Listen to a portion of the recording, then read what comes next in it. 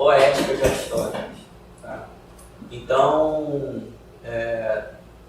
é bastante curioso como isso aconteceu historicamente, porque tem a ver com a retomada da Península Ibérica pelos europeus, com a redescoberta dos escritos de Aristóteles nas bibliotecas árabes. Então, os escritos de Aristóteles ficaram perdidos durante séculos da Idade Média, e só na escolástica que foram recuperados e tal. E tem alguns comentadores de Shakespeare que falam, foi um golpe de sorte isso. Se o Shakespeare tivesse lido a poética do Aristóteles e os gregos, ele não teria escrito Hamlet nem Rei Lear. Né? Então, por sorte, né, ele combinou um outro modelo e reinventou uma tragédia totalmente diferente.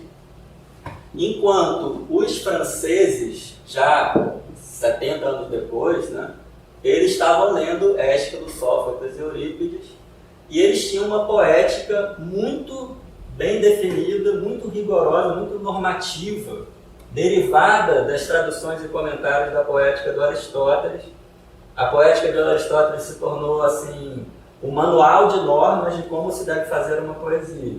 A partir dela, o Boileau e outros teóricos franceses formularam uma série de regras que eram seguidas por Racine, por Corneille. Né? O teatro clássico francês é especialmente um período que tem uma poética muito normativa, muito determinada. A regra das 3 unidades, a regra dos estamentos, que você não pode ter personagem do povo na tragédia, tem que sempre, o estamento de respeito tem que sempre ser nobre. A regra das 3 unidades é que é a unidade de ação, de tempo e de lugar. Né? Enfim, tem uma série de regras que o Racine segue, né? E que o modelo teatral da segunda metade do século XVII segue, mas que o Shakespeare não seguia. Tá? Por isso mesmo, o que é interessante é que o Shakespeare não era considerado o grande dramaturgo nessa época. No século XVII, até a metade do século XVIII, até a segunda metade do século XVIII, era muito mais o Racine que ocupava essa posição como referência do que o Shakespeare. Né? A cultura francesa influenciou toda a cultura europeia. Até a Rússia falava francês, os nobres falavam francês, a arquitetura francesa era imitada, o teatro francês era imitado. Né? Isso tem a ver com uma série de fatores, né? Mas o que se criou como ideia de um teatro rigoroso era esse teatro do classicismo francês. Então, quando a gente vai ler considerações sobre Shakespeare, de vários autores dessa época e até de autores um pouco posteriores, ao longo do século XVIII, normalmente você considera o Shakespeare como alguém que não conhecia bem as regras, que era até muito talentoso, era um grande poeta, mas infelizmente ele não sabia, ele não tinha lido a poética, então ele cometia muitos erros. Né? O Voltaire fala, é um monstro, é um bêbado, né? E tem vários exemplos disso. Né? Então, essa concepção do que era um teatro rigoroso levou a uma fase de uma espécie de rejeição do teatro do Shakespeare.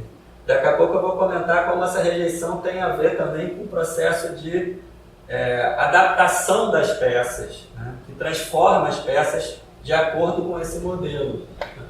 E é interessante que a reabilitação do nome do Shakespeare, né, e a criação dessa ideia que a gente tem do Shakespeare como uma referência, como grande poeta moderno, é um fenômeno da segunda metade do século XVIII, do romantismo. Né? Então, essa recepção, a princípio negativa, está muito ligada ao início essa referência à explicação aristotélica da tragédia. Tem a ver com essas duas frases, né? Toda a poesia é imitação, é mimesis de ação, ela representa ações humanas, né? E enquanto a comédia imita ações, digamos, vulgares, imita os defeitos das pessoas, faz uma caricatura para provocar o riso, a tragédia lida com duas emoções, segundo Aristóteles, o medo e a compaixão, o terror e piedade. Né? E como é que ela lida com essas emoções? Apresentando o sofrimento. É o elemento patético, do pathos grego, que é o sofrimento. Você apresenta uma situação de sofrimento em que você cria a sensação de suspense, de que tem um mal iminente, de que tem alguma coisa terrível prestes a acontecer, é o medo, né? E você se compadece de um herói que ao mesmo tempo ele é inocente e culpado. Ele não pode ser bom demais a ponto de você sentir que aquilo é um castigo que ele não merecia de jeito nenhum, e ele não pode ser mal a ponto de você, quando acontece a catástrofe, falar, tudo bem, ele merecia mesmo. Uma das grandes questões da teoria da tragédia, desde a poética do Aristóteles, é tentar explicar essa conversão do sofrimento, do patético, no trágico, essa conversão da desgraça num prazer, né? Que seria responder, por que você vai assistir a uma tragédia? Por que você vai assistir ao sofrimento? O que a tragédia faz que transforma, né, essa tristeza, esse sofrimento numa experiência prazerosa? A gente pode aplicar essa questão ao Rei Lear. Vou deixar a palavra para frente. A minha deixa é essa.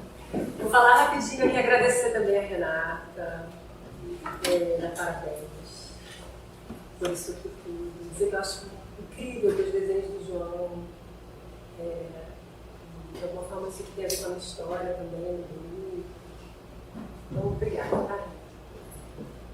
O desafio do Shakespeare, então, como o Pedro falou, já que o Shakespeare não seguia as regras, ele não leu a história, mas os ingleses não gostavam dos gregos.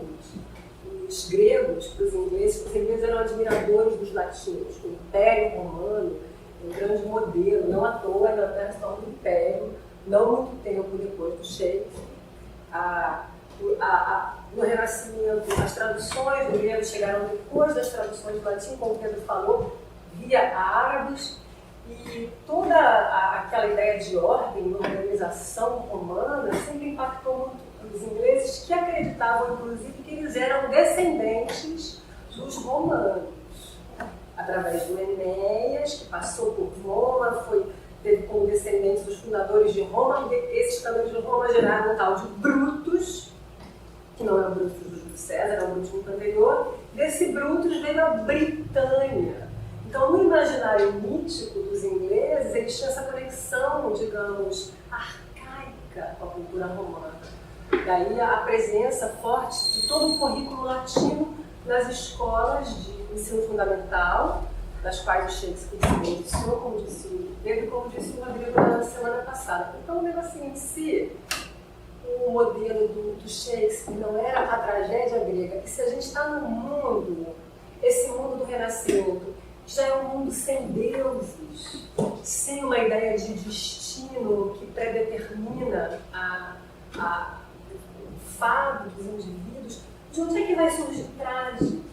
Quer dizer, por que esse prazer, como o Pedro falou, né, esse certo tipo de mistério do prazer com a desgraça, com o patético, essa experiência catártica de assistir ao patético, como é que isso se mantém? E como é que isso é transmitido, então, nesse momento de uma primeira modernidade? A gente pode, o Shakespeare está vivendo ali, nasce em 1564, na Inglaterra, corresponde ao momento do Renascimento, ou do que a gente pode chamar de uma modernidade nascente. Eu acho interessante já tratar esse momento como uma primeira modernidade, a despeito de todas as continuações medievais que estão ali nessa modernidade como resíduos. Né? Tem toda uma cultura medieval ainda com certas imagens de mundo ainda presentes e com as quais o Shakespeare dialoga. Mas eu acho que já é um mundo de modernidade. E acho que a pergunta interessante então, como é que você faz tragédia num mundo sem deuses? De onde vêm as desgraças? Onde é que elas podem se produzir com a mesma intensidade, a ponto da experiência ser forte o bastante para que aquilo não se torne ridículo? A gente pode entender, então, que no contexto dessa tragédia moderna elisabetana, o trágico e a tragédia, eles vão incidir sobre a configuração dos sujeitos. O trágico do Lear é trágico por causa do Lear. De um contexto que é ele que é do Lear que emana, não é? A mesma coisa com Hamlet, a mesma coisa com Macbeth, com Otelo, com esses grandes protagonistas trágicos. É alguma coisa ali na constituição daqueles sujeitos daquelas criaturas representadas nesses protagonistas, que origina uma máquina trágica, catastrófica, que põe abaixo reinos, que dizima, né, o reinado inteiro. No caso do Otelo, menos grave, mas morre muita gente inocente, não é? Veneza não vem abaixo, mas vem abaixo ali a vida de Desdémona, a vida de Emília, a vida de Rodrigo, que é novo. Então, mas a incidência do trágico na modernidade, ela migra então, né, para o sujeito agora é o cerne da sua própria tragédia. E eu acho interessante a gente pensar então que mudanças estariam acontecendo, talvez em novas configurações subjetivas da modernidade, que ajudem um pouco até a gente entender os materiais que o Shakespeare tinha à disposição dele. Como o Pedro falou, o Shakespeare é um grande leitor, ele é um apropriador de histórias já existentes, de outras peças, de narrativas, ele é um apropriador dos seus contemporâneos, todos eles, né? O regime de composição era esse regime da imitácio, era um regime muito diferente de qualquer ideia de originalidade, uma ideia que vai surgir depois. Então, dentro desses materiais que estavam disponíveis ali na cultura, na história do século XVI, de onde é que o Shakespeare podia extrair elementos para construir protagonistas trágicos que até hoje parece que dizem tanto para a gente, né? Parece que é tão interessante ainda conhecer o Lear, conhecer o Hamlet, conhecer o Otelo, Macbeth, Cleópatra. Alguma reverberação disso ainda faz sentido. E eu acho que uma pergunta interessante é essa: de onde é que ele tira essas figuras? Acho que a gente pode supor que dentro de um contexto de muita mudança, como acho que o Rodrigo pontuou isso bem, mas vale a pena a gente voltar a sublinhar, que se trata de uma época transicional, se trata de uma época muito impactada por mudanças muito radicais. Acho que a gente já naturalizou no nosso mundo o regime da mudança e da instabilidade. Mas talvez a gente possa supor, não sei se é forçação de barra, que naquele momento ali, na Inglaterra, desse momento em que o Shakespeare estava na segunda metade do século XVI, essa experiência de que o mundo não é aquilo que parecia ser até ontem, sabe? O mundo não é o que ele era até ontem, porque os descobrimentos, entre aspas, são no final do século XV, o Shakespeare nasceu em 1564, meio século depois. Então, em 50 anos, o mapa do mundo tinha mudado. Com milhões de histórias de navegantes e viajantes e criaturas rocambolescas que viveriam nesse outro mundo. Tem toda uma ideia de uma alteridade muito assustadora que começa a penetrar na Europa, né? E isso vai formando um certo imaginário. A igreja cristã, imagina uma instituição, né, sólida e unificadora da Europa. O Shakespeare nasceu em 64, em 1516 a igreja se partiu, e na Inglaterra em 1533 Henrique VIII tirou proveito, né, e aderiu à reforma protestante. Então, até ontem a igreja era uma, e agora já não é mais. São católicos e protestantes, na Inglaterra são anglicanos, que não é nem uma coisa nem outra.